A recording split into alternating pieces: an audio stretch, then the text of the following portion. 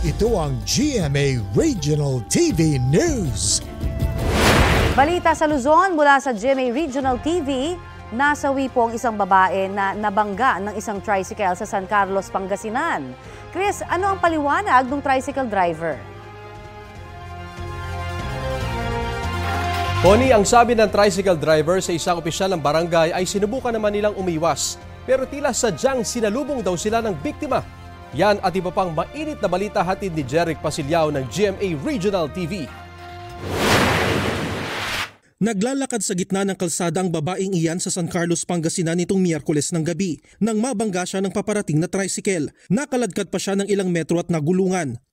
Ang nakasagasa is mag-asawa na nakasakay sa tricycle. Kasi sinalubong sila eh. They tried na iwasan pero talagang sumalubong. Batay sa investigasyon, tagalinggayin ng biktima. Ayon sa kanyang mga kaanak, hapon ng Miyerkules nang umalis sa kanilang bahay ang biktima at hindi na bumalik. Maharap sa reklamong reckless imprudence resulting in homicide ang driver ng tricycle. Wala siyang pahayag. Sugat sa ulo ang naging sukli sa isang lalaki sa Sual, Pangasinan na bumati lamang ng Happy New Year. Kwento ng biktima, nakatambay siya sa gilid ng kalsada noong Miyerkules ng gabi nang dumaan ang sospek na kakilala niya. Binati niya ang sospek ng Happy New Year pero sinugod daw siya nito.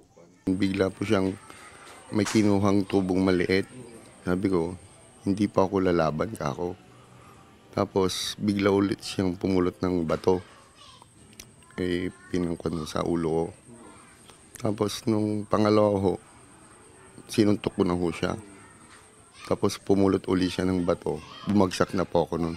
Sinakal din daw ng sospek ang biktima bago tumakbo. Naaresto ang sospek na tumanggi ng magbigay ng pahayag. Ayon sa pulisya, parehong nasa impluwensya ng alak ang dalawang sangkot na mangyari ang insidente. Maharap ang sospek sa kaukulang reklamo.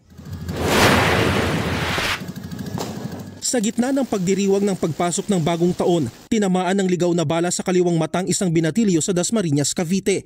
Kwento ng tiyuhin ng biktima, nakita na lang nilang nakadapa na ang kanyang pamangkin at duguan ang mukha matapos magpaputok ng baril ang isa nilang kapitbahay. Nang makausap daw niya ang lalaking kapitbahay na nooy nakainom umano, umamin daw ang lalaki na siya ang nagpaputok at humingi ng tawad sa pamilya. Nangako rin daw siyang aakuin ang gastusin sa pagpapagamot sa binatilyo. Base sa investigasyon, pababang nagpaputok ng baril ang sospek, tumalbog sa kalsada ang bala at tumama sa biktima. Hawak na ng pulisya ang baril na ginamit ng sospek, pati ang basyo ng bala nito na isasailalim sa ballistic examination.